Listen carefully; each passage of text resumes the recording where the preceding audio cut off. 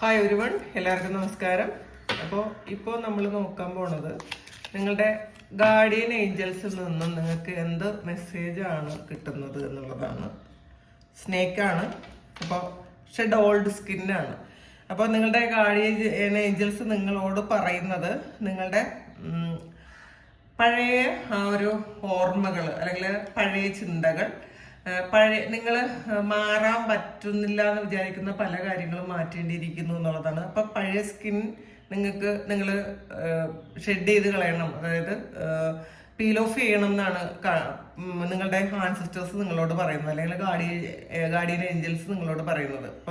ഇപ്പോൾ നമുക്കറിയാലോ, പാമ്പുകൾ അത് അവരുടെ പടം പൊഴിക്കുന്നത് പോലെ അതൊരു റെജുവിനേഷനാണ്. നമ്മുടെ പഴയ ഷെല്ലുകള്, പഴയതായിട്ടുള്ള കുറെ കാര്യങ്ങൾ നമ്മൾ മാറ്റിക്കളയേണ്ടതായിട്ടുണ്ട് എന്നുള്ളതാണ്. ഓരോ ദിവസവും പുതിയ ഓരോ കാര്യങ്ങൾ നമ്മൾ തുടങ്ങേണ്ടിയിരിക്കുന്നു. അപ്പൊ പഴയ പല കാര്യങ്ങളും നിങ്ങളുടെ മുന്നോട്ടുള്ള ഒരു പ്രയാണത്തിന് ശരിക്കും ബ്ലോക്കാണ് എന്നുള്ളതാണ്. അത് പഴയ ഓർമ്മകളാകാം, പഴയ ചിന്താഗതികളാകാം, ചിലപ്പോൾ നിങ്ങളെ തന്നെ ഒരു ട്രാപ്പിൽ വെച്ചിട്ടുള്ള ഒരു അവസ്ഥയാകാം. എന്ത് തന്നെയായാലും നിങ്ങൾ അതൊന്ന് മാറ്റിക്കളയുക.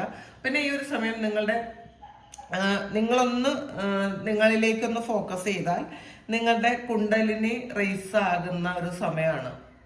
അപ്പോൾ അതിന് ചിലപ്പം നിങ്ങളുടെ ആ ഒരു കുണ്ടലിനി ശക്തി ഉണരാൻ വേണ്ടിയിട്ടുള്ള ആ ഒരു ബ്ലോക്ക് എന്ന് പറയുന്നത് നിങ്ങളുടെ ആ പഴയ പാറ്റേൺ അല്ലെങ്കിൽ പഴയ കാര്യങ്ങൾ നിങ്ങളിൽ ഹോൾഡ് ചെയ്തിരിക്കുന്നത് കൊണ്ടായിരിക്കണം.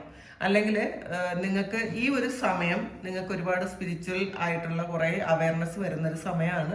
അപ്പൊ അതിൻ്റെതായ നിങ്ങൾക്കത് മനസ്സിലാകുന്നുണ്ടായിരിക്കാം. പല കാര്യങ്ങളും നിങ്ങളിൽ നിന്ന് മാറിപ്പോകുന്നുണ്ടായിരിക്കാം, ചില വ്യക്തികൾ മാറിപ്പോകുന്നുണ്ടായിരിക്കാം, ചിലപ്പോൾ സ്ഥലം നിങ്ങൾക്ക് വിട്ടു പോകേണ്ട ഒരവസ്ഥ വന്നേക്കാം.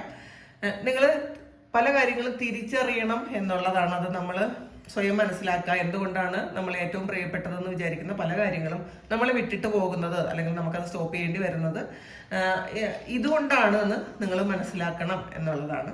അപ്പോൾ ഫുൾ വീഡിയോ ചാനലിലുണ്ട്, ഒന്ന് പോയി കണ്ടു നോക്കുക, സപ്പോർട്ട് ചെയ്യുക. താങ്ക്